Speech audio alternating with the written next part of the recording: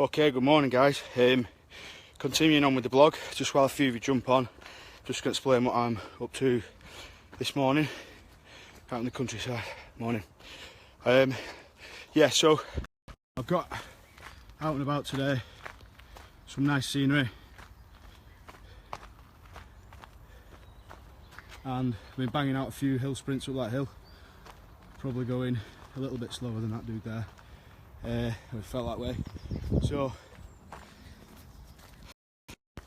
today I'm going to talk to you about how to make some nutritional tweaks to allow for some alcohol at the weekend. I'm going to talk to you about that, guys, and this is quite a profound technique method that you can use, but like we said yesterday with the training, it all pieces together.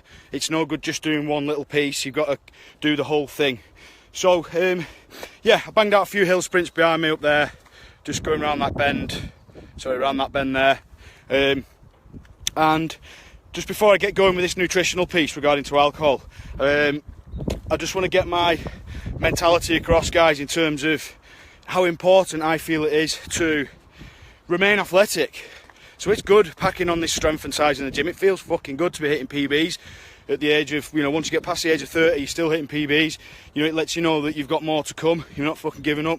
With guys in the 40s, 50s, 60s in our gym hitting PBs. So that's all good. It's all good being strong. It's all good having a bit of muscle mass. But what you never want to do is compromise your athleticism.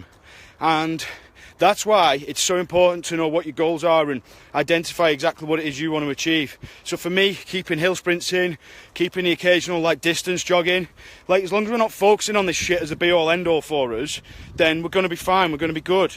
It's the 80-20 rule, isn't it? 80% of the time, strength and conditioning, short burst conditioning in the gym after your weight. 20% of the time, it's all right.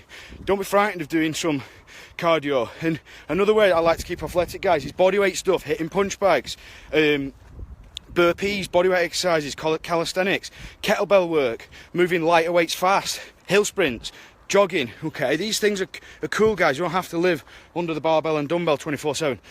So, okay, we've got 6 people on now. Who we got on?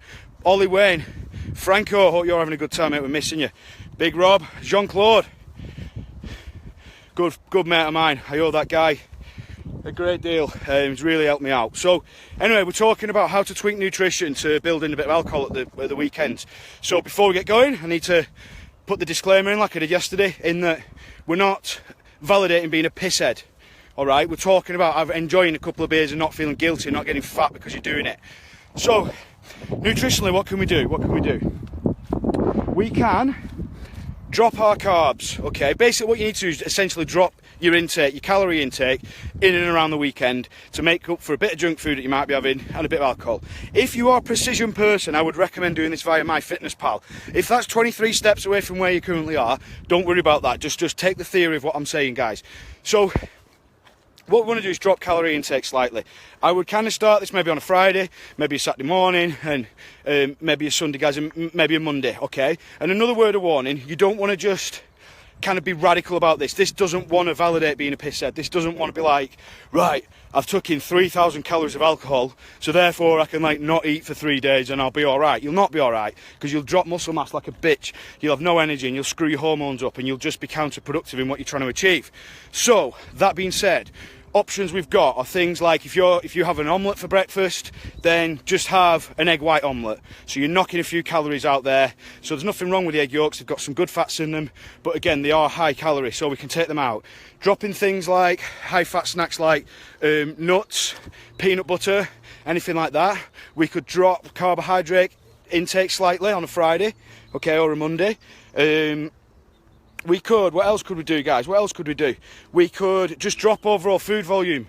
Just maybe don't have the same amount of snacks as you normally have.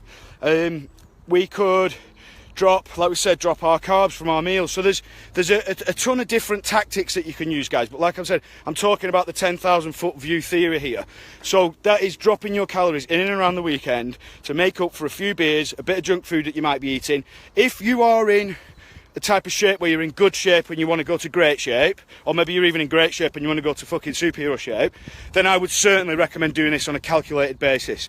MyFitnessPal, logging what you're doing and being precise about it. Okay, if you are like the guy on the couch on the settee that's just started doing a bit of like training, and you just kind of like, you know, want to take on board a bit of theory, what I'm talking about, then I would just kind of work off that, what I've said. But I wouldn't be too radical, guys. I've got to have that warning in place that, number one, we're not validating being a pisshead, and number two, what we can't do is completely cut our alcohol, completely cut our like calorie intake really, really low to allow for alcohol and junk food, because that is going to mess our hormones up. We're going to have shitty energy, we're going to have shitty motivation, we're going to have a bad training session the week after. It just doesn't work at the ends of the extreme. We talk about this, you know, these ends of the extreme all the time. I've talked about them in other blog posts about this topic. So yeah, that's the advice, guys. So just jumping back on, took a phone call there. If you want to read more about this, guys, then go to the link in the blog link in the comments, okay? And you can read the full blog post. I'll be finishing off all the other videos. This is where I'm doing my hill sprints from today, which is an awesome view. Been going up and around that hill there. A few reps on there. Feeling good, guys. Okay, peace out.